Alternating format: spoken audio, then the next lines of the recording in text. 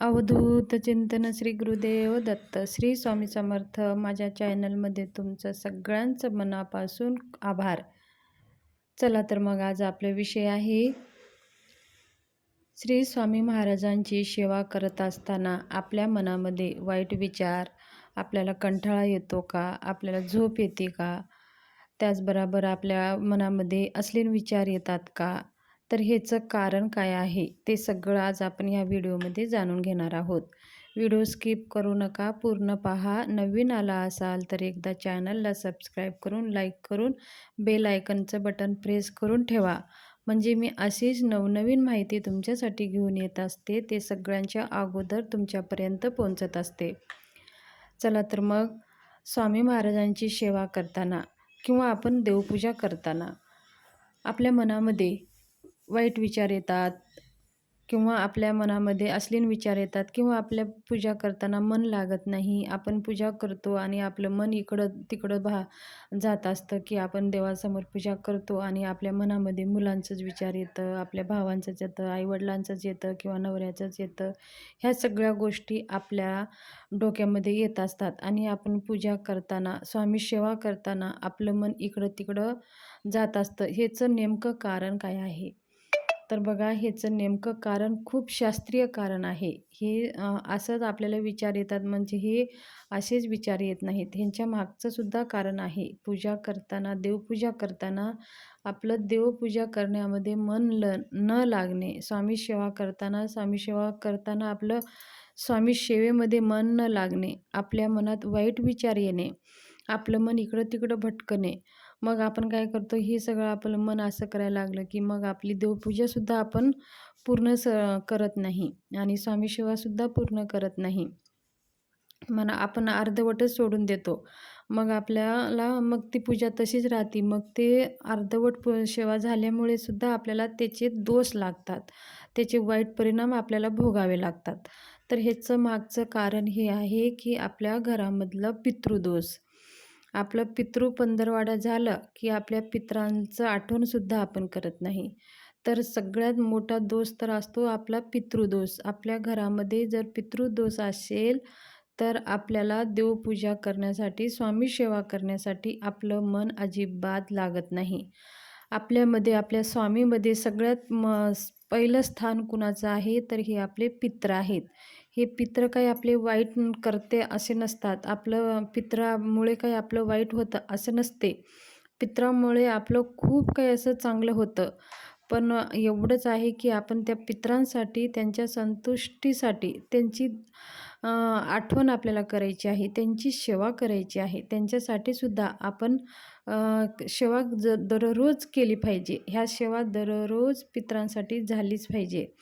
तर बघा, तुम्ही ह्या महिना 2 महिने तुम्ही ही सेवा करून पहा. तुमची पूजा करताना मन लागतं आणि तुमच्या घरामध्ये बघा कोणतेही अडथळे येत नाहीत. आणि आपण जर तुमच्या घरामध्ये बघा असं जर जाणवत असेल की सारखं घरामध्ये भांडणं होत असेल किंवा तुमच्या मुलींच्या लग्नामध्ये अडथळे येत असेल किंवा वडिलांचं आणि मुलांचं अजिबातच जमत नसेल, खूप मग घरामध्ये मारामारी चालत असेल आणि पती पत्नीमध्ये सारखे भांडणं होत असेल, तर हे समजून घ्या की हे सुद्धा पितृदोषाचे लक्षण असतात. ज्याच्या घरामध्ये, परिवारामध्ये आपसमध्ये जमत नाही, पटत नाही, तर इथंसुद्धा पितृदोषाचा त्रास असतो. तर हे सगळं तुम्हाला जाणवतं का? त्याचबरोबर हे जर जाणवत असेल तर तुमच्या पित्रांची सेवा आधी तुम्ही करा. काय करायचं आहे, आपल्याकडे नित्य ग्रंथ असेल तर त्याच्यामध्ये पित्रांची सेवा दिलेली आहे, पितृस्तुती त्याच्यामध्ये दिलेली आहे. आपल्याला देवपूजा करण्याच्या आधी अंघोळ झाल्या देवपूजाला आपण बसतो. तर आपण अंघोळ झाल्या काय करायचं आहे, देवपूजा करण्याच्या आधी फक्त 2 ते 3 मिनटं लागतात ही सेवा करायला, जास्तीत जास्त 4 मिनटं. आपल्याला पितरांसाठी आपल्या घरामध्ये दक्षिणेकडे तोंड करून बसायचं आहे आणि पितरांसाठी एक अलग आसन लागणार आहे.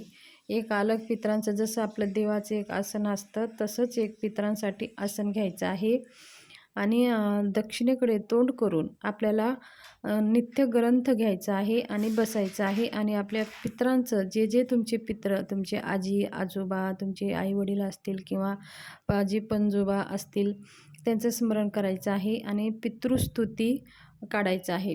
पितृस्तुती आपल्याला वाचायचं आहे, पितरांना नमस्कार करायचा आहे आणि ते झाल्यानंतर ग्रंथ समोर ठेवायचा आहे. उठून तिथून आपलं जे आसन आहे ते नीट घडी करून व्यवस्थितशीर ते ठेवून द्यायचं आहे. ते ठेवून देऊन मग हातपाय धुवून घ्यायचं आहे. हातपाय धुवून झाल्यानंतर आपल्याला देवपूजा करायची आहे. तुम्ही ही सेवा नित्य करा. तुमच्या पितरांसाठी ही दररोज पितृस्तुती वाचन करा आणि मग तुम्ही देवपूजा करा. ही जरी एवढी 4 ते 5 मिनिटाची जरी सेवा केली ना, आपल्या पितृ संतुष्ट होतात आणि मग आपली देवपूजा करा. तुम्ही जर तुम्हाला पूजा करताना, स्वामी सेवा करताना असे जर मनामध्ये विचार येत असेल तर ही सेवा तुम्ही करा. मग नंतर देवपूजा करा, स्वामी सेवा करा. मग दिवसाचं तुमचं पुढचं कार्य तुम्ही करू शकता. त्याचबरोबर बघा, आपल्या पितरांसाठी, पितृसंतुष्टीसाठी आपल्याला 5 महायज्ञ करायचे आहेत. 5 महायज्ञ म्हणजे काय करायचं आहे, आपल्याला घरामध्ये तर आपलं तूप असतं. छोटंसं आपल्याला एक हाता एवढं पेपर घ्यायचं आहे. वहीचं घ्या किंवा तुम्ही रद्दी पेपर घ्या. त्याच्यावरती 1 थेंब आपल्याला तूप लावायचं आहे आणि ते तूप लावून एका भांड्यामध्ये त्याला अग्नी लावून पेटून द्यायचं आहे. तुम्ही हे गॅसजवळ करू शकता किंवा तुम्ही हॉलमध्ये, गॅलरीमध्ये कुठेही करू शकता. 1च मिनिटाची ही सेवा आहे. 1 थेंब तूप लावायचं आणि तो जाळून टाकायचं. म्हणजे ते अग्नियज्ञ झालं. आपलं तुपाला अग्नी दिलं असं सारखं झालं. ह्याला म्हणतात 5 यज्ञ. आता हे पहिला यज्ञ झालं. दुसरं यज्ञ आहे, आपल्या घराच्या गॅलरी असेल किंवा आपली खाली खुली जागा असेल, घरामध्ये तर मुंग्या होतच असतात. तर एका कोपऱ्यामध्ये किंवा गॅलरीमध्ये आपल्याला चिमूटभर साखर टाकायची आहे. ते मुंग्यांसाठी, ते मुंग्यांना दिलं तर बघा, हे सुद्धा पितरांसाठी, पित्र जे जीवात्मा आहे, जे काही पितरांची जी हे आहे, तर ही सेवा केल्याने मुंग्याला साखर टाकल्याने सुद्धा आपले पित्र संतुष्ट होतात.